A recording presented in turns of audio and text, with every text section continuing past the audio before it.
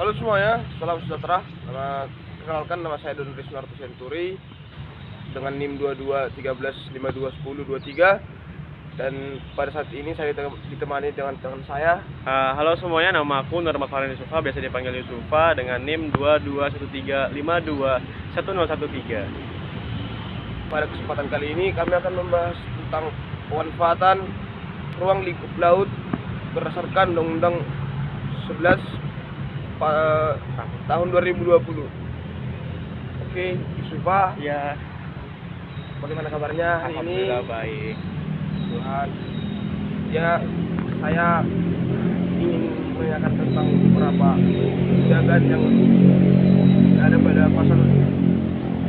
pasal yang tertulis di Undang-Undang Nomor 11 Tahun 2020, seperti pasal yang 47, di mana pada pasal 47 ini dijelaskan bahwa bahwa ruang lingkup laut itu hanya dapat dimanfaatkan jika ada perizinan.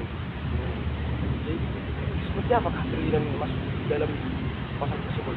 Nah, jadi begini Donri, menurut pasal 47 sendiri, pada ayat satunya ditulis bahwa setiap orang yang melakukan pemanfaatan ruang laut secara menetap di wilayah perairan dan wilayah yurisdiksi wajib memiliki perizinan berusaha terkait pemanfaatan di laut. Kemudian di ayat kedua dijelaskan bahwa ketentuan sebagaimana dimaksud pada ayat 1 dikecualikan bagi masyarakat yang melakukan pemanfaatan di laut untuk memenuhi kebutuhan sehari-harinya.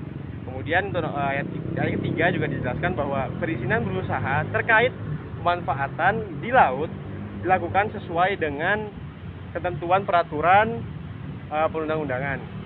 Kemudian pada ayat 4, setiap orang yang melakukan pemanfaatan ruang laut secara menetap di wilayah perairan dan di wilayah yurisdiksi yang tidak sesuai dengan perizinan berusaha terkait pemanfaatan di laut yang diberikan akan dikenai sanksi berupa administratif. Kemudian pada ayat kelima, pada pasal 47 sendiri dijelaskan bahwa ketentuan mengenai perizinan berusaha terkait dengan pemanfaatan di laut yang berada di wilayah perairan dan di wilayah yurisdiksi sebagaimana dimaksud pada ayat 1, dan tata cara penanganan sanksi administratif sebagaimana dimaksud pada ayat 3 dan diatur dalam peraturan pemerintah.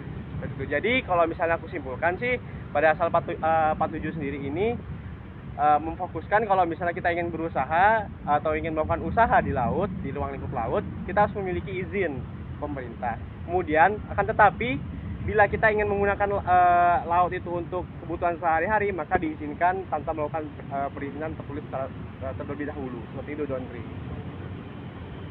Itu juga sama dengan pasal yang 48. Misalnya kalau kita melakukan semua kegiatan yang di laut sesuai dengan ketentuan yang telah dibuat di undang-undang, kita akan mendapatkan insentif beras. Bagaimana? Nah, mari kita lihat kembali pada pasal 48.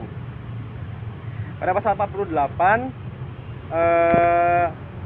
setiap orang yang melakukan pemanfaatan sumber daya kelautan sesuai dengan rencana dan tata ruang rencana zonasi dapat diberi insentif sesuai dengan ketentuan peraturan dan perundang-undangan. Jadi dimaksud di sini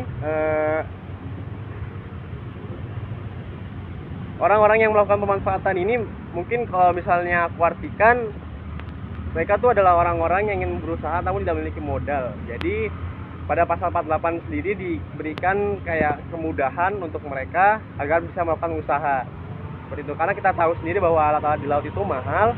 Untuk melakukan apapun di laut itu biayanya cukup mahal, jadi tidak semua orang bisa melakukan usaha di laut dengan mudah biayanya, seperti itu sih. Yang terakhir nih, itu Pak. Iya. Dari pasal 49 katanya kita kalau melanggar ketentuan yang telah dibuat dari perizinan tersebut, kita akan mendapatkan sanksi. Bagaimana itu tanggapannya itu? Nah, pada pasal 49 sendiri ditulis bahwa setiap orang yang melakukan pemanfaatan ruang laut secara menetap yang tidak memiliki perizinan terkait pemanfaatan di laut sebagaimana dimaksud dalam pasal 47 ayat 3 dikenai sanksi administratif. Nah, pada pasal 49A ditulis bahwa sanksi administratif sebagaimana dimaksud adalah berupa peringatan tertulis, kemudian ada penghentian sementara kegiatan, penutupan lokasi, kemudian ada pencabutan perizinan berusaha, kemudian ada pembatalan perizinan berusaha dan atau denda administratif. Nah, pada pasal 49 sendiri, 49B sendiri ditulis bahwa denda yang dimaksud adalah 20 denda terbanyak yang dimaksud adalah 25 miliar rupiah dan atau pidana paling lama 6 tahun penjara. Seperti itu, Don Ri. Terima kasih Uni Supa atas aspirasinya dan pendapatnya semuanya.